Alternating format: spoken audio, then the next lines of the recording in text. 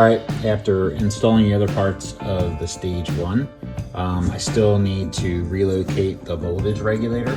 This was originally attached to the airbox. So this is gonna mount up underneath here. It's gonna mount underneath where the seat latch is. So I have to drill 2 holes in here, following the instructions here. And this is actually, it says it's only for a GTR 230. So I'm gonna use an 11/32 drill bit, and it should be pretty straightforward. Now what I am gonna do, I'm sure I'm gonna kick dust all over the place, so I'm gonna cover the engine, cover all my stuff up before I do that.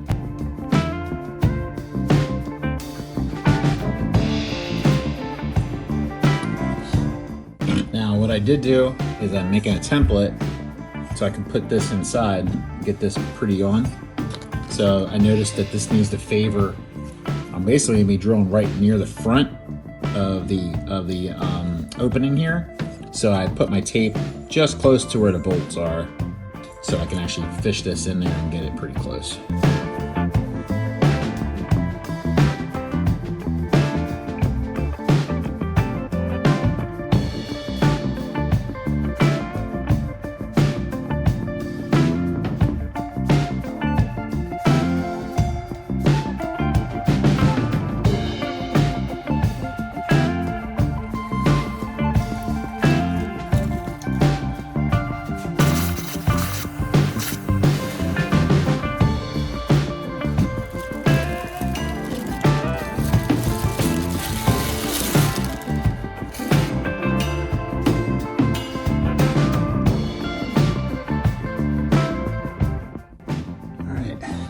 Match.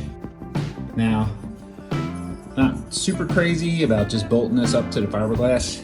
So for me, just even as a little bit of a dampening, I'm going to add some 3M double adhesive to this, just so when I pull that up with the bolts, it's got almost like a little gasket in there.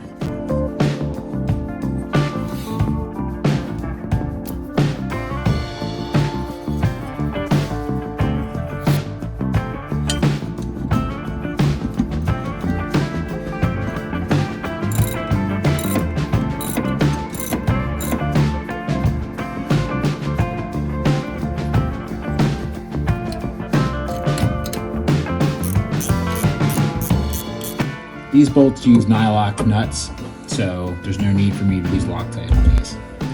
First time I put this on, I actually didn't follow the instructions and I had it flip the other way. And the plugs come out this direction. This is the proper direction for the harness to go out the back. I was in close proximity to the engine mount. I was actually kicking around taking that off, and then I said, duh, I'll put it in backwards. So I flipped that around and I'll take this tape back off.